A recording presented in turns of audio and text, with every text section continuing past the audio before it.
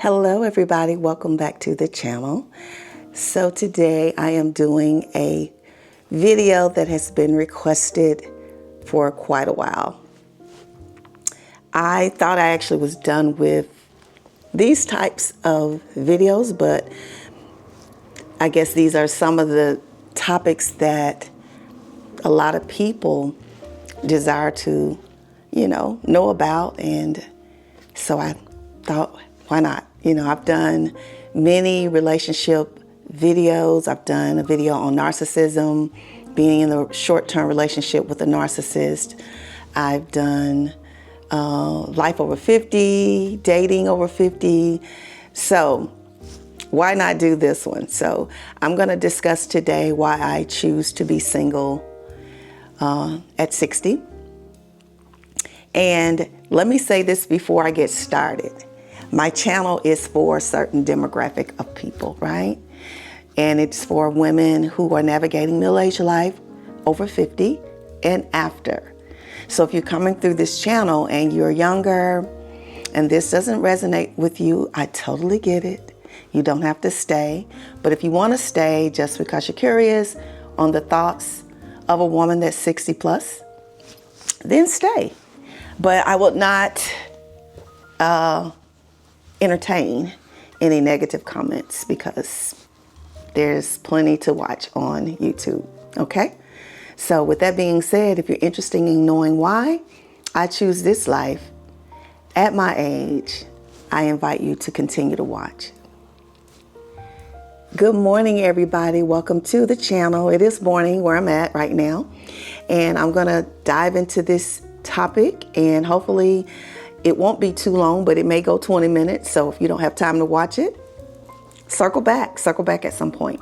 But I want to thank you for being here.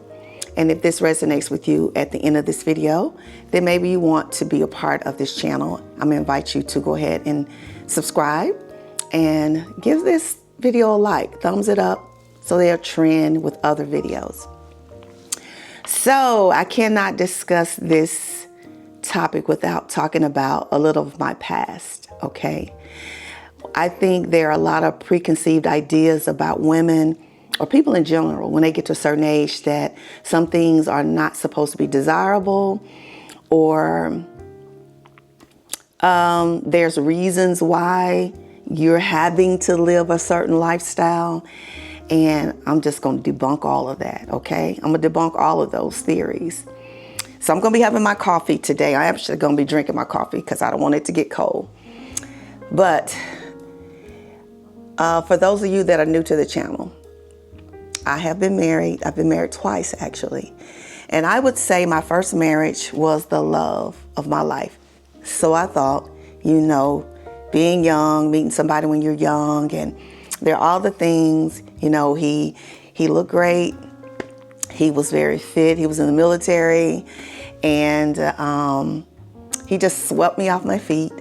And when you're young, you get caught up in all of that, the physical, the way the person looks, just all the material things that, can be done, the whining, the dining, the dating, and all of that. So that was the love of my life, so I thought at that time. And I was married to that man for 10 years. And when I tell you guys that the first year of our marriage was the only year that I can recall that was great. All of the dating life up to that point, which was probably about a year and a half, because he was in the military, so he was gone a lot. And then coming back and just jumping into marriage.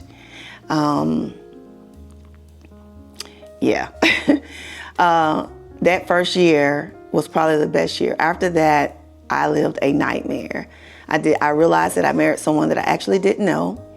And when I say a man that took me down through some things with other women, even other children, it was a lot. I'm not going to even go into those details. I think I touched on maybe this years ago, probably over 10 years ago. I'm not even sure if the video is still on the channel, but you're welcome to look through inspirational videos if you want to see more relationship stuff. So after that breakup, I spent a significant amount of years, being a single mom, raising my children. when I married the first guy, I did have my son already. So I had 2 girls with my husband. And after we divorced, I spent a significant amount of time raising my 3 children. Then I took on raising one of my sisters, my oldest sister's daughters. My sister died very tragically in a relationship at 25. So I took on one of her children when she was about 14.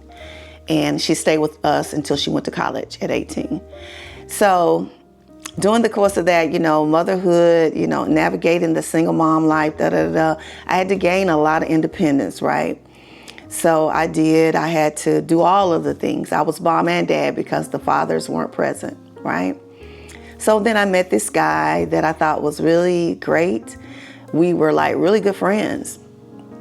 And I thought that would be the making of a good marriage, because that's one thing I didn't get an opportunity to do in the first marriage was be friends. So I felt like the fact that we had so much in common, we liked some of the same things. We both had dreamed of retiring near the coast on the beach. So we just had all these things, but he was a little bit younger. He was 6 years younger than I am. And I'm not going to go into a lot of the details why I didn't stay married to this particular guy, because it's a lot of legal stuff could get involved. But I did divorce him after 6 years. So I have been single as far as marriages ever since. And I've dated, I've been in a couple relationships, and but for various reasons, y'all know, relationships don't work out. So I actually started thinking about my life, and I thought about how I was raised as a young girl. And I thought about all of the things that I saw growing up. For many of you that don't know, I grew up in a home that had a lot of domestic violence. My mom was in relationships with men who physically abused her.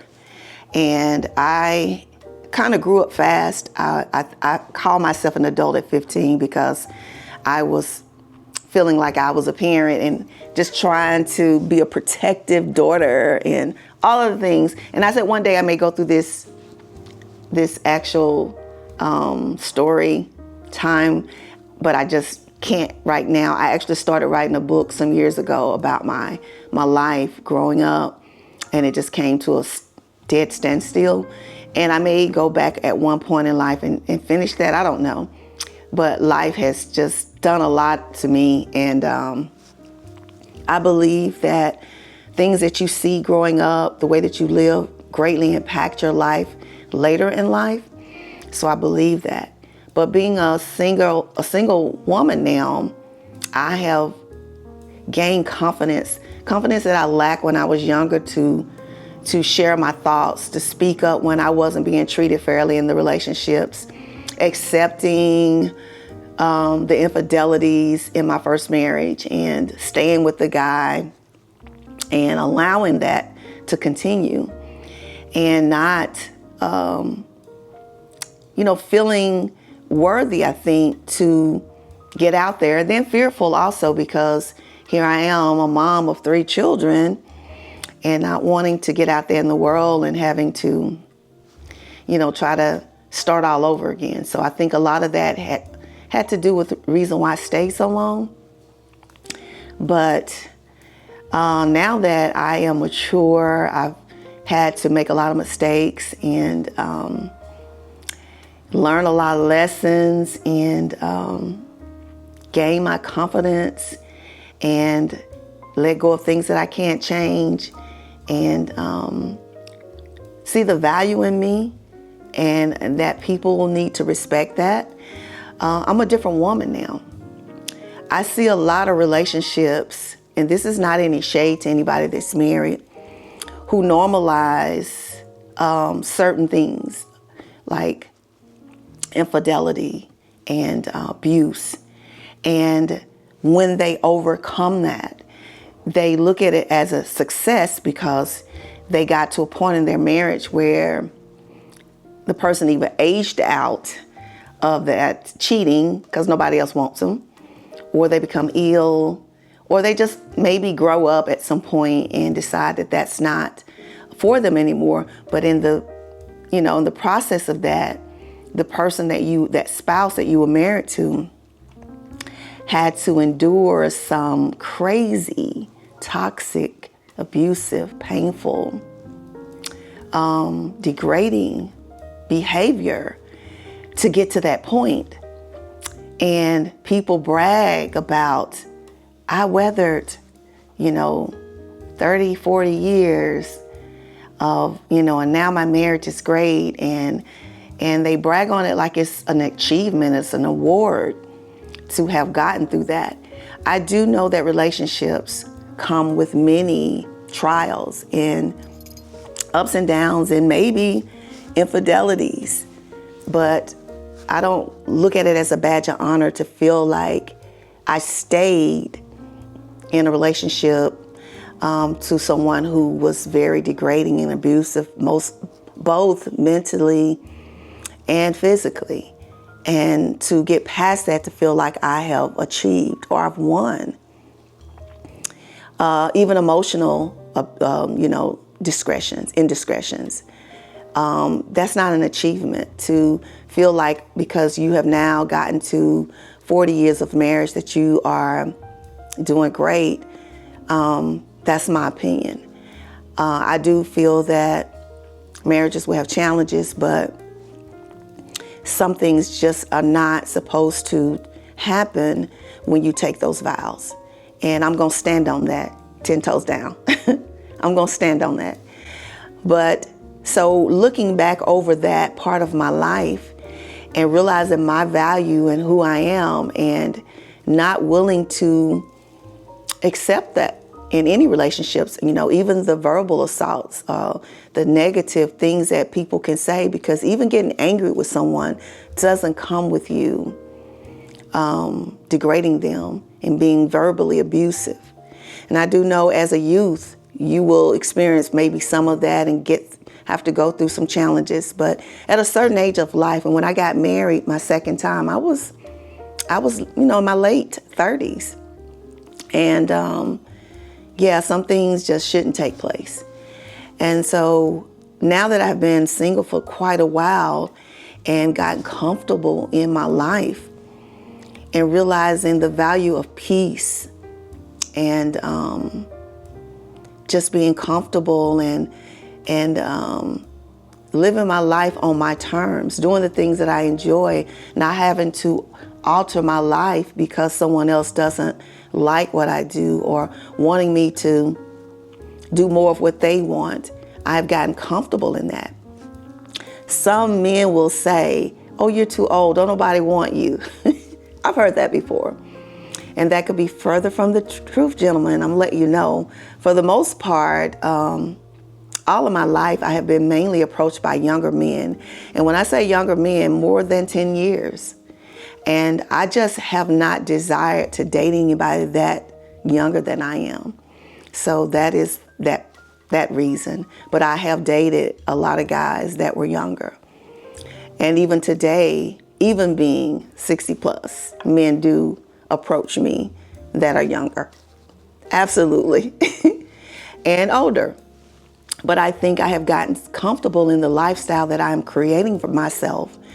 As my channel name is Life by Design, I have designed my life, and to get in a relationship with someone else would mean changing or compromising and deviating from what I've built.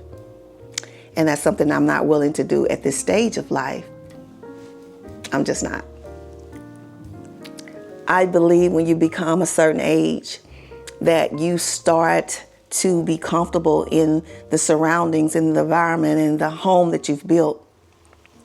And at this stage of life, it's not really easy to change that, because you do, I have to agree to this, that people used to say a long time ago, you become set in your ways. And when you situate things in a certain way, you definitely don't really want to have to change that. And a lot of people ask me about loneliness. I don't think I'd be that I am lonely for male companionship. I think I get lonely just for company, period. That could be male or female, meaning there are days when I just want to have conversation, that I want to have someone maybe sit on this couch with me and we just have a conversation. Maybe we have dinner, a glass of wine, watch a movie, and maybe because of the day or the time or the season, that can't happen because people are busy. But as far as a male companion, I definitely just have not desired that. And there's no real reason. It's just that I have a full life that keeps me busy. I do things I love. And I guess it just I have not desired that. Now, I'm not saying this is something that every woman feels like, but I will say, and I can say this with all confidence, that there are many women 50 plus that feels this way, because we have had to experience so much traumatically, so many toxic relationships that I think when you find peace, you don't want anything to get in the way of what you built. Do I still feel attracted to men? Yes, I absolutely do. I absolutely do find men attractive. That hasn't changed. I'm a full woman. I have had 3 children. It's nothing different over here. I am a full-grown woman, and I do find men attractive. I do like the idea of having dates, going out with a male. I like the way men smell. I like the salt and pepper. I like the way men dress. But I just have not found in this phase of my life a situation where I've met anyone that I felt I could bring into my life at this point. All of the dynamics of compromising and learning to live with someone. And you can't re-raise us. We can't grow up together because we're already grown. Because if I did, for whatever reason, got involved with someone, it definitely would be someone probably around my age. I definitely wouldn't probably go younger. Maybe a year or 2, but no more than 5. But I am at a stage where I guess I just don't want to have to change who I am in any capacity. And when I say change, not saying necessarily I have to change who I am on the inside, but just alter my way of life, because a lot of you know that I live a minimal life now, and I can't expect everybody to want that life. I don't want clutter. I don't want a lot of things. I want the ability to just get up, and if I don't want any of this stuff, it's not valuable. So it doesn't mean anything if I gave it away. A lot of people wouldn't feel that way because they have so many valuable things that they couldn't part with. I could actually get rid of every stench of clothing or shoes that I actually own at this point and just start anew with just a couple things. Anything that I have around me in this room, except for my electronics, I could definitely part with and not think nothing about it. And I remember when I was decluttering and getting ready for my minimalist life, I found it hard and struggling to get rid of stuff. And now that I'm over 4 years in, it don't bother me at all. Do I see things that I think I admire and love and think it's beautiful, and I love that for you? Absolutely. I see friends who decorate and who are living their life and being involved in purchasing things that they love. I love that for them because that's what they love. But for me, I am a different woman. And often I think that is part of the reason why I spend a lot of time alone, because to find a community who thinks like I do is very, very rare. I have opened my eyes to this consuming nature that we have as people as a whole, especially here in the U.S., that it's going to be the death of us, because a lot of us, including myself, spent so much time buying things that we didn't prepare for these years when we would have to think about living alone. So that can often be a problem. So yeah, choosing to be single at 60 is probably one of the best decisions that I've made, because it allowed me to learn more about me. It allowed me to actually overcome fears I had of being alone. It allowed me to learn how to be more assertive, more outspoken, to tap into talents that I didn't know I had, to become this influencer, to talk to women, young and old, about navigating this phase of life and the importance of taking care of your mental and your physical health. To live my life out in a way that other women who are on that fence or who are afraid to step out into the world can see that it's not so bad. And that if you take care of yourself, you can still live a good life. For people who think that this is the phase of life where you're now about to just settle into sitting at home and not, getting out and enjoying everything this world has, that's foolish thinking. You do that only if you want to do it. That definitely does not have to be the way you live your life. You can still continue to do all of those things that you enjoy, as long as you have the mind and the physical ability to do those things. So in closing, being single at 60 is not a curse. It's not a death sentence. It's a way of life if you choose it. I can get up at any time of the day and have no obligations to other people and do the things that I love. My life will always be filled with people that I love, meaning family, friends, and even companionship, even, going out on dates. But I just don't feel that at this phase of my life that I'm ready to start a new relationship. One of the things that at this phase of life, a lot of people are navigating health challenges. And that is something that you'll have to sit down and talk to a partner about. Because if you take on that relationship, that means everything comes with that relationship. So if there are health challenges, you got to be willing to jump in and be a part of helping that person to navigate the challenges, or even accept the fate of what might happen to you or to that partner. So those are things that you have to think about at this phase of life.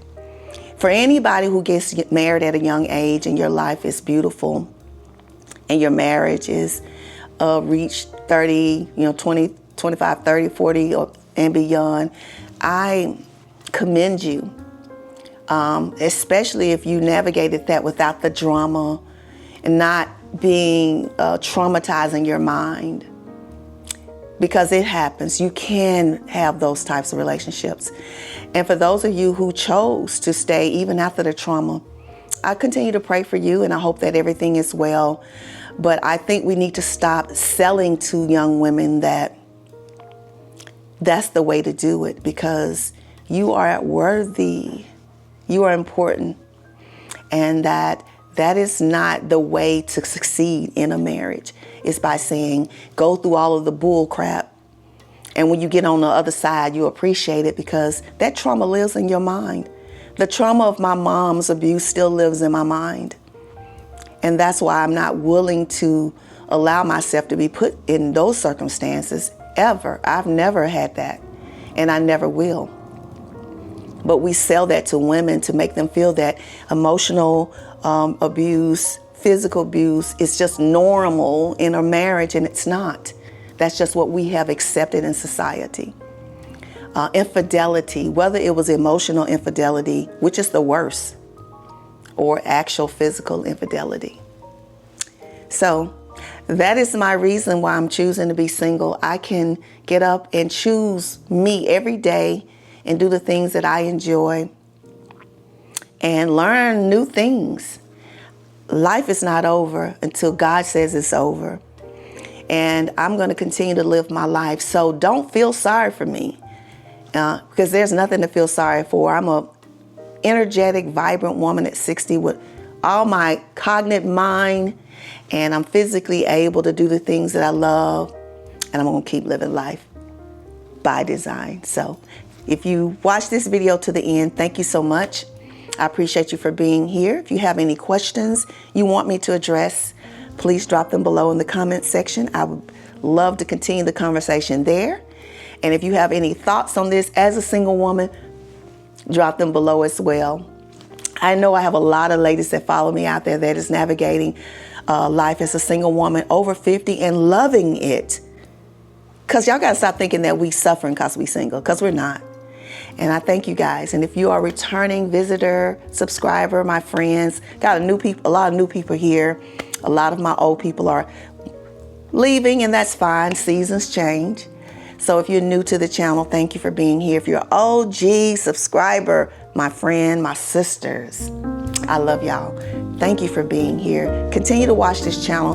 2026, if God so wills me to see it, I got a lot of things coming for you guys, and I hope you will enjoy it. Thank you for watching today.